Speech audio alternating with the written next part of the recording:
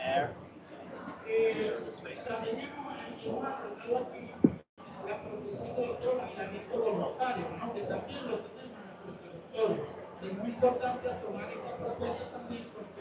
Okay, very good.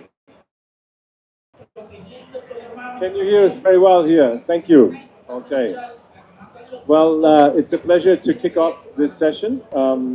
It's about maritime decarbonization, so taking the emissions out of the ships that cross our oceans and our rivers. And we want to explore, it's a vast subject, so we want to explore two areas, the idea of green shipping corridors, and also how we can use alternative fuel systems, alternatives to bunker oil, to decarbonize this part of our logistics. So, first of all, why is this a problem? Maritime shipping, I said the rivers, but so when we talk maritime, it's the relevant part of the heavy-duty, long-term shipping. It's more than 3% of global emissions, so it is an important sector that needs to decarbonize. The International Maritime Organization, IMO, we will refer to it as IMO, has defined targets by 2050. And as you might have read, they kicked down the can in a recent session for another year. So I think it's a very important moment to discuss maritime and shipping decarbonization. Okay. The other problem that we have is these ships, they're different than your car, right? They don't come home every day to refuel. So they start off in some port in Rotterdam and they land in some port in Singapore.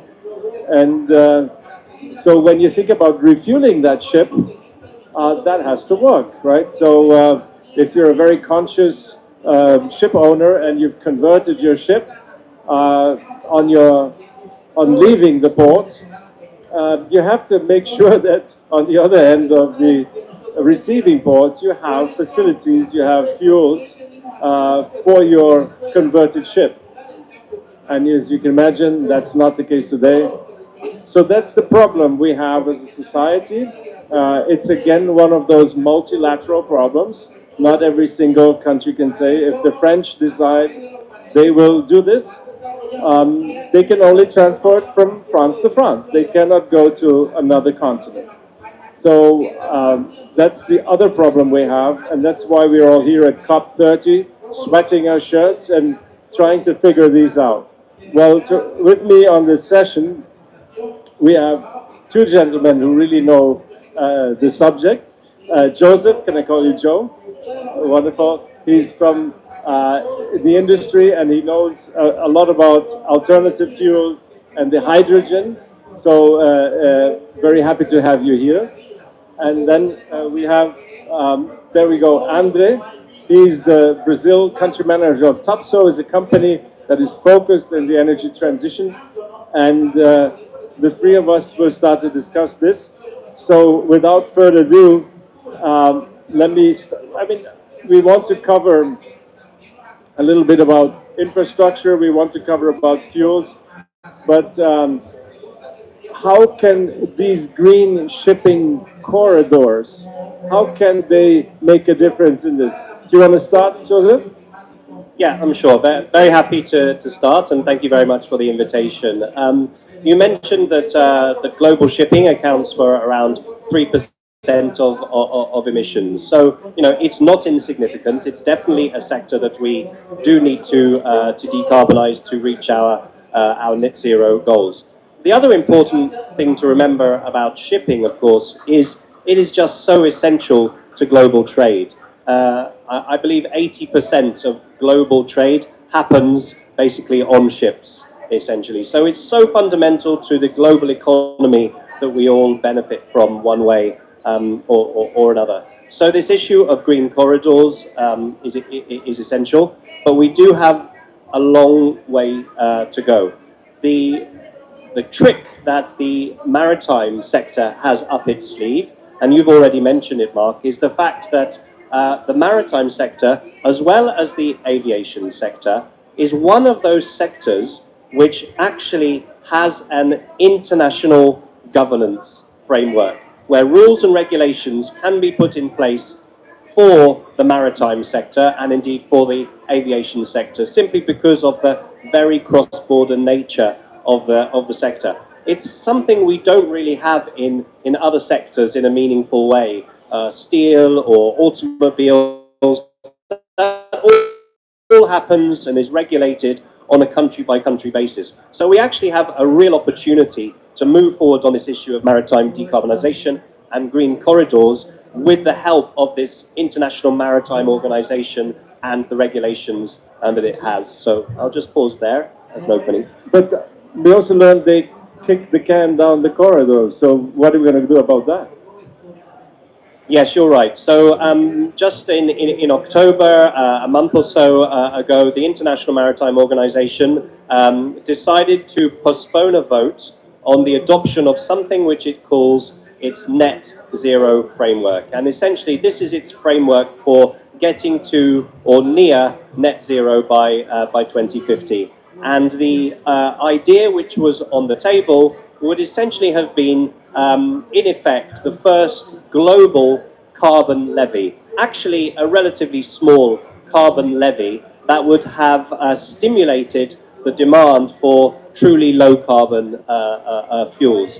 Back in April of this year, the member states of the IMO, they supported the measure. But last month in October, mainly due to pressure by the United States, the measure was postponed for adoption for another year. So we really have to spend this year trying to understand exactly why many countries were influenced to change their position. But of course, we can be very prepared next time. There are some technical reasons why some countries were maybe not ready to adopt. Those relate to how you define truly low carbon fuels, which fuels such as green hydrogen derived fuels like ammonia or e-methanol would be incentivized under the measures. So there's lots of work that we can do over the next year. And it's also worth remembering that there are many member states, the United Kingdom, Australia, Brazil, of course, almost all countries in the European Union, they all supported those measures. So we've got to continue to build the consensus. And when the IMO votes again on this issue in October of 2026, it will go forward. Thank you, Joe. Andrea, let's, now that we've covered the politics a little bit, let's take a step back and understand the technology. And from the technology, let's go into the fuels. So, because ships, different from planes, they could take batteries, right? They could take, you could electrify shipping to a certain extent. But on the other hand, you have what we call them drop-in fuels. So ships have existing motors, they're pretty big motors, and the renewable rate of the shipping industry is between 18 or 19 years on average for a ship to get renewed. So even if we decided today to convert all ships into this incredible zero-emission fuel, it would take 20 or plus years for, on average, we reach 50% of changeover just by changing, like we change our car from a combustion engine to electrical car. This same process in the shipping industry takes a long time. So maybe you're a veteran of the energy transition industry. You head Topsoy right now. Give us a little bit an understanding how the technical aspects of changing fuels in the maritime environment, and then let's lead into the fuel discussion. Good. Thank you, Mark. It's a pleasure to be here and contribute with you guys. Let's say that decarbonization is not only about new fuels. It's about creating feasible pathways to achieve. And green shipping corridors, it's a coordination between technology, infrastructure, regulations, finance, and firm demands, right? In Topsoy is a Danish company created back 85 years ago. And in that time, we were trying to solve one big problem of the society that was producing ammonia, creating technologies to produce ammonia, to solve the issue that we have the population growing and we have huge demand for food. And we have been participating along the years with several challenges that the society is facing. And now we are talking about energy transition. At Topsoy, we develop technologies to enable energy transition. We have technologies to produce ammonia, and it could be fossil ammonia, could be blue ammonia, green ammonia. So the technology is ready now. When we think in methanol, we have technologies to produce methanol for long time. And now we are facing the issue in how to produce e-methanol. And we have technology that is proven how to produce e-ammonia. When we think in the aviation as a parameter, in aviation, they cannot put whatever fuel they want. So dropping fuels they are essential because they cannot, if you need to approve a different fuel in the aviation, it's going to take a long time because there is no park lot in the top, right? So when it's flying, it needed to fly in the right way. So the dropping fuel there, it was the secret for the aviation decarbonize. And in Brazil, we have some good stories about biodiesel and ethanol that are good examples on how dropping fuels could be implemented. So our cars, they run with ethanol and gasoline no matter the proportion, because ethanol is a dropping fuel for the gasoline, and it reduces the emissions of fossil carbon. Biodiesel, the same dropping fuel. In the maritime industry, we are facing some different fuels, and it's okay. Diversification. Diversification is the secret for you to have more stable economy, to face, to avoid different big challenges on the industry. So the decarbonization, they have the option to use ammonia, to use methanol. It also could transport this hydrogen in the form of ammonia and methanol to regions that will need that.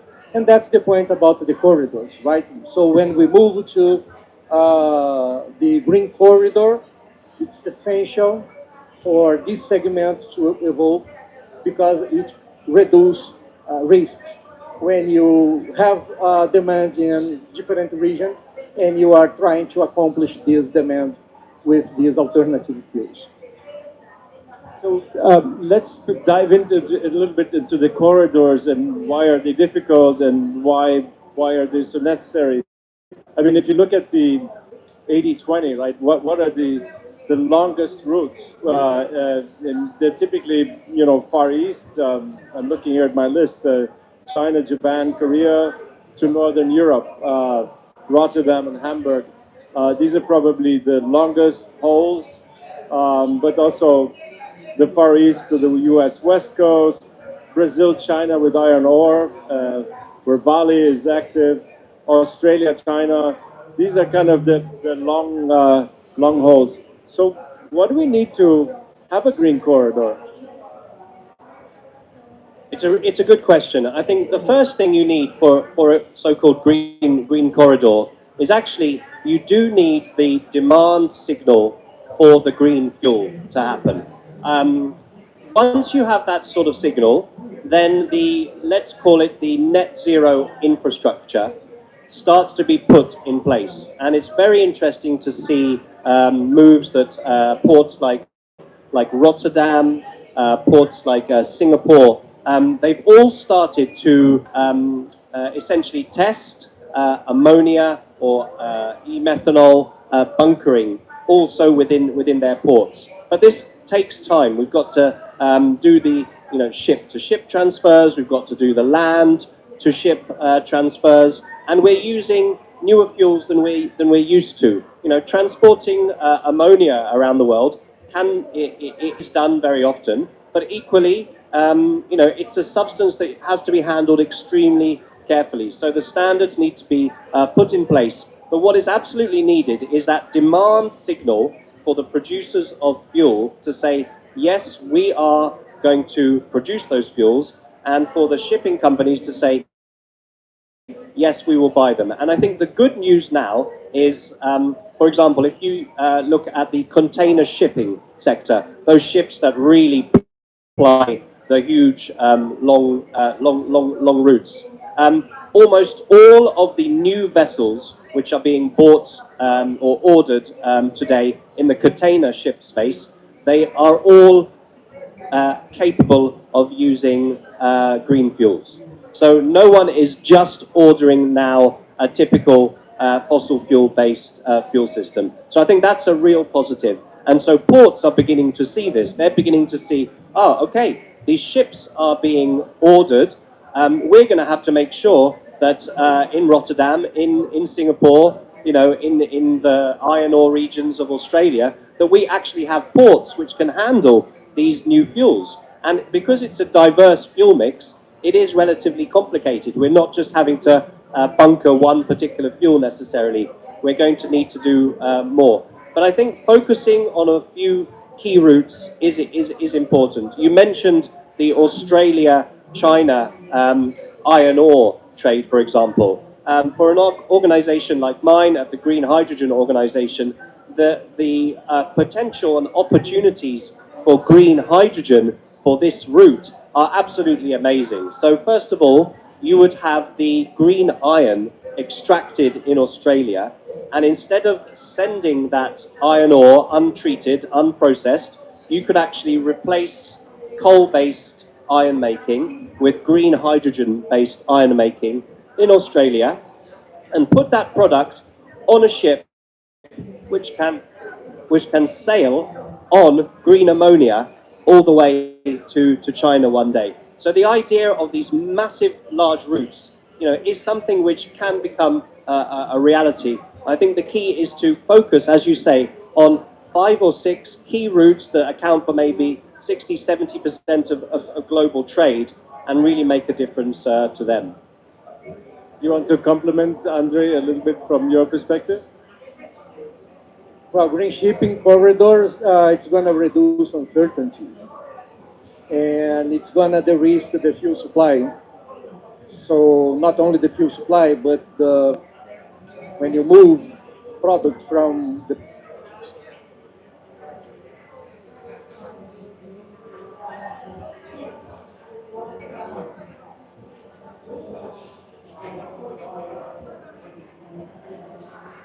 Guys, you lost the microphone.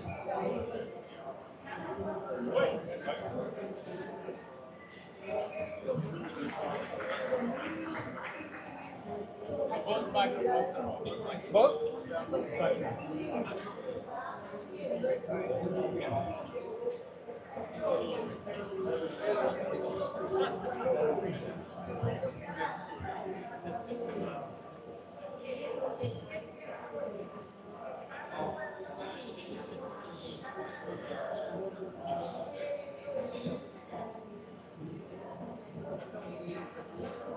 Adam.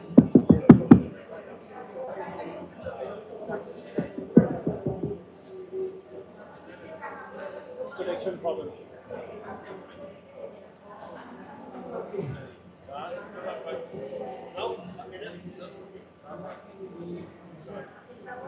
First time. Yeah, it is connection because it's working for 40 sessions. No, the microphones both went out at the same time. Yeah, it's a connection problem.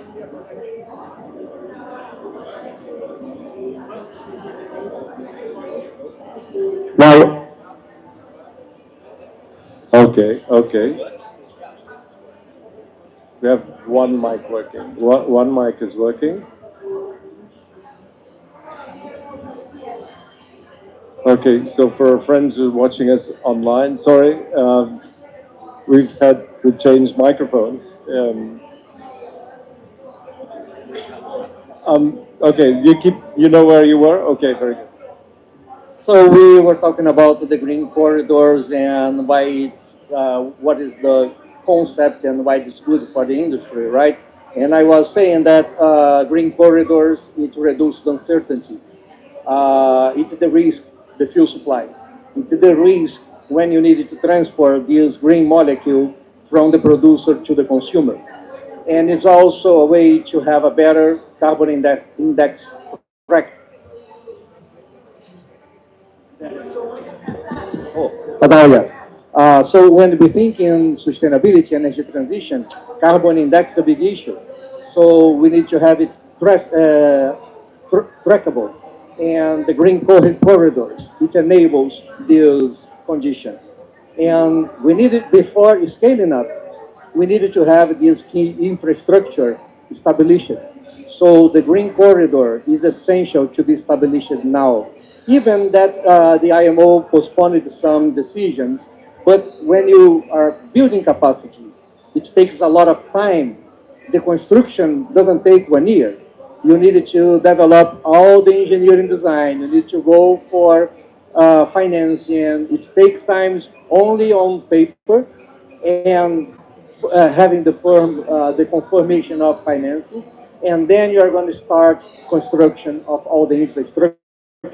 So this is something that we needed to start doing now, even having the postponement from IMO. Thank you. Let's go into a little bit the pricing and the costs of the fuels. If you cover the aviation area, you will see that it is actually quite a challenge to convince airlines to adopt sustainable aviation fuel, and one of the reasons is because the next best fuel is between 30 and 50% more expensive, and then as you move the technology, it gets to 3 times more expensive. And the trouble is these technologies, they're not software, so they don't go down in cost like crazy, like we've seen other technologies or solar panels. These technologies exist for decades or sometimes 100 years. So you could expect, 2-3% per year if you're doing really well. So the cost curve is not going to save us on this one. So give us an overview, the two of you who understand this industry. Where are we in terms of the comparison of alternative fuels to, the regular bunker fuel, and what governments and incentives, what can do to narrow the gap? Yeah, I think we have for sure we have a cost gap. That's undeniable. But we do see a pathway to that cost convergence, not just in terms of what policy support and what financial support from governments can do, but also we're beginning to see regions around the world which are starting to produce green shipping fuels at prices which are starting to get close to what a fossil fuel comparator would be. So, for example, in the ammonia market, we're beginning to see out of China, out of India, a ton of ammonia for around $600. Now, grey ammonia, is cheaper. Obviously, it's volatile because of the natural gas price, but it's sort of maybe $450, $500. But that delta is $100, but it's not unachievable. So what we need, I think, is to put in place measures which, one, require the use of these fuels, and then secondly, clever financial solutions which can help to solve this. So on the measures for mandating, we don't have the IMO rules yet, but for example, the European Union has a mandate for clean fuels, for the use of clean fuels by 2030, and an increasing share as we go through the decade. So in a sense, the European Union has said, you just need to use these fuels, otherwise you will be penalized, and that's going to cost you more than it would to adopt those green fuels. So that's the sort of solutions that we're beginning to see. We're beginning to see some other interesting solutions like auctions, for example. So there's a facility called H2 Global where essentially you can subsidize the production of a green fuel, and then separately you subsidize the purchase of that that green fuel. So yeah, there is a price gap, but it's not unassailable. Yeah, of course there is a price gap, and I fully agree with that. Companies like Topsoe, our role in this industry is to develop top-notch technologies, providing solution from end to end, from electrolysis up to the final fuel, and reducing uncertainties and provide performance guarantees. We are working really hard to reduce capex and opex of these technologies, and then this is what, as a licensor, what we can do to build capacity and to enable projects to to enter in FID, start production. But we cannot forget that the cost of doing that, everybody knows. We are scientists, engineers, financing people, we do economics, and we understand very well the impact of using this green molecule. But the cost of not doing something, this is something that is very difficult to evaluate. We are facing a significant challenge in the society that is the climate change. And we are here in COP to tell the world we are doing something. This is the COP of implementation, a COP of action. And this message we needed to understand and we needed to spread around. The cost of not doing something would be much harder than the additional cost of the green molecule. Andrea, maybe a quick question here, because it's going to be about carbon markets, because that's one way of pricing the difference. As you know, in Brazil, we just approved a carbon market. I think it's in the final details of regulation yet. Would a scheme like we have implemented in Brazil, or like the Europeans have, help the industry? Or is this like the airlines that we need a Corsia, a global multilateral scheme to have the mandates? Where are those two extremes are we, in your opinion? Yeah, in Brazil, we are working hard to have the legislation we have the legislation, the law, Fuels of the Future. And this law regulates how Brazil will use these green molecules in our matrix of energy.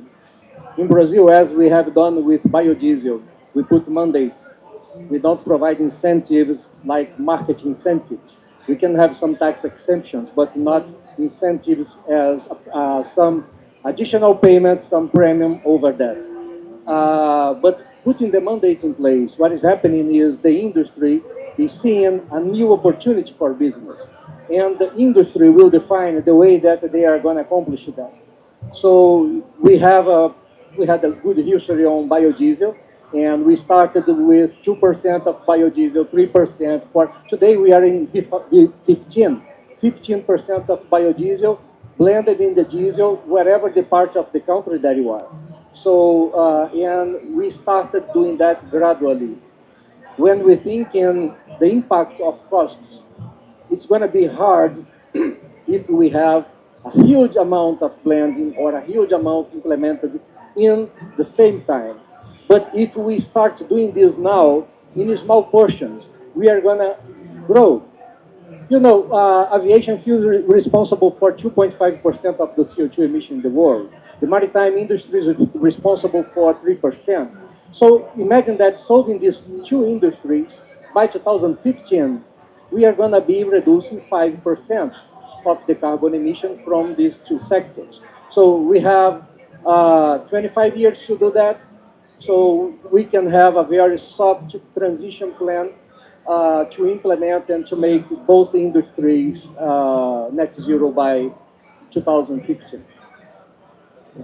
Fantastic. Another question. Corporates they offset their carbon footprints. For example, my company, Carney, we offset all our activities, our airline travel, our hotels, or what a service company does. Is there room in the IMO space to do similar things that certain corporations, the e-commerce people, they say, look, I want my transportation, my maritime transportation to be carbon neutral, and you get corporate contracts as one of the elements to move this. What's your opinion about these types of agreements?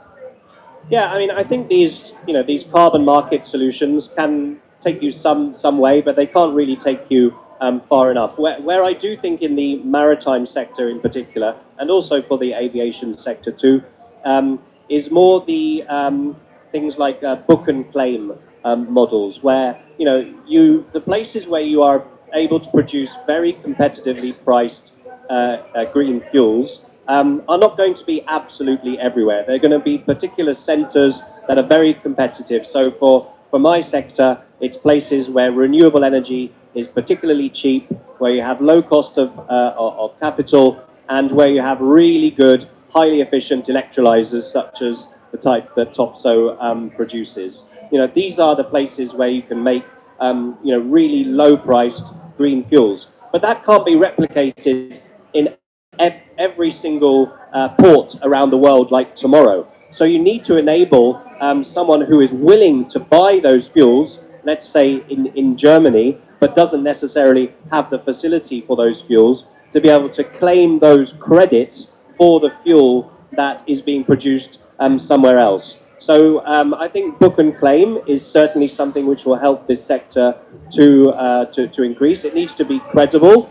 It needs to be within the system. I don't like the idea of spreading these book and claim systems beyond sectors necessarily. But I think that's where we have an approach for sure. Fantastic. Maybe let's do a closing round to talk about finance and the importance of finance, because we said it's a multilateral problem. So not a single development bank in a single country can address the issue. What roles do you see the banking and the financial sector to help kickstart the green corridors, kickstart carbon neutral maritime transportation? I mean, I think the financial institutions, whether it's public or private, are both going to play a really crucial role in getting these projects, these fuel projects, to a point where you actually are able to reach final investment decision. So what we're seeing is that some of the multilateral development banks, they're able to offer guarantees. They're able to offer concessional loans at rates that the commercial banks are not necessarily able to do. So I think we see the area for the multilateral development banks as really helping sort of get those projects over maybe the last sort of 5 or 7% that you can't quite close just on commercial terms. And so just one example, in the European Union, there's something called the Hydrogen Bank, and they have within the Hydrogen Bank a window which is devoted to subsidizing the production of maritime e-fuels. And so that's just a great example of how it can work. You know, Mark, I have been participating in discussions with developers with projects for SAF, renewable diesel, now maritime. And the way that I'm seeing projects, typically they got on hold because they cannot find the right off-taker agreement.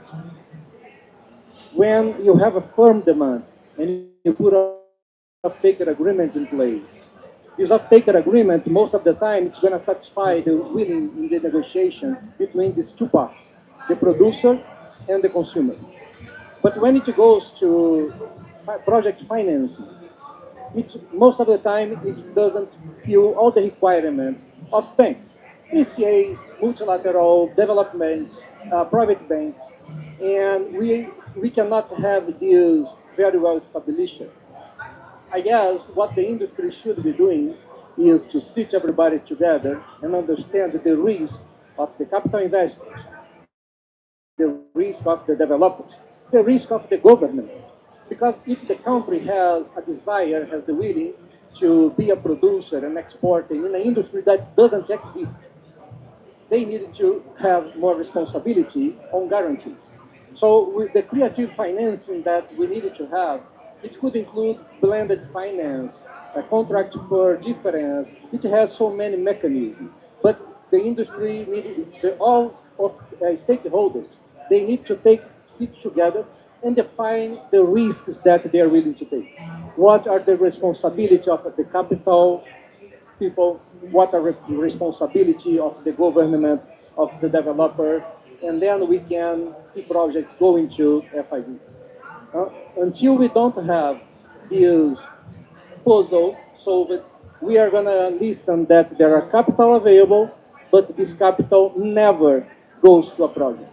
And we have several projects in Latin America. We need to make them to get to FID. We need to have, we have several projects around the world, not only this. I'm talking about Latin America because this is the market that I have been discussing and helping to construct. If we are talking about fossil, we have a long-term experience on that. We can predict, we know the risks, we know the technology, but this is a new industry. The technologies, they're already now.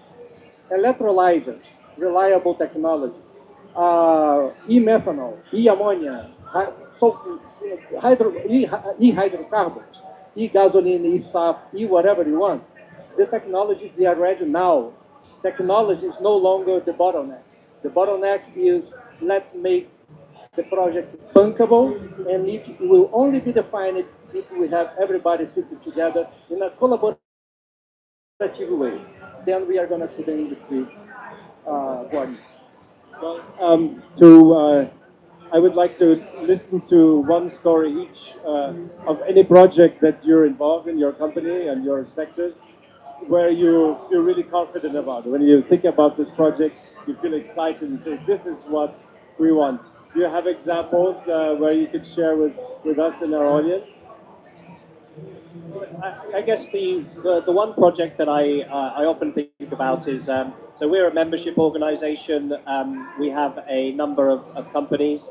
One is called Envision. It's a Chinese company, and this company has basically started producing green ammonia at globally competitive prices in Inner Mongolia. You can go and see it today. It's truly impressive, and I think it sort of it challenges the notion that we often hear, which is that these fuels are somehow experimental, that it's sort of always a couple of years away.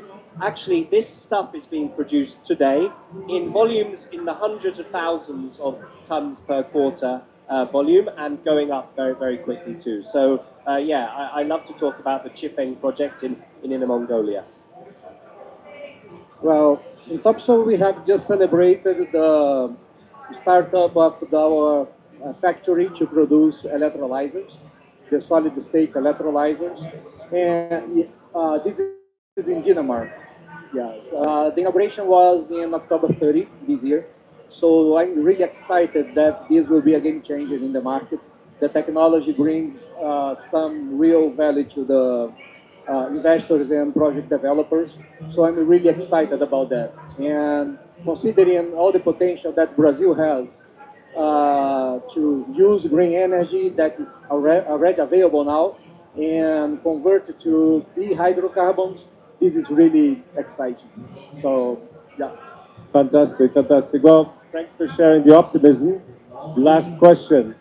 You all remember when you were boys, there was the story with the magic wand, right? So if you were given the magic wand and you could make one wish, you could only choose one. What do you have something in mind where you would touch your magic, John?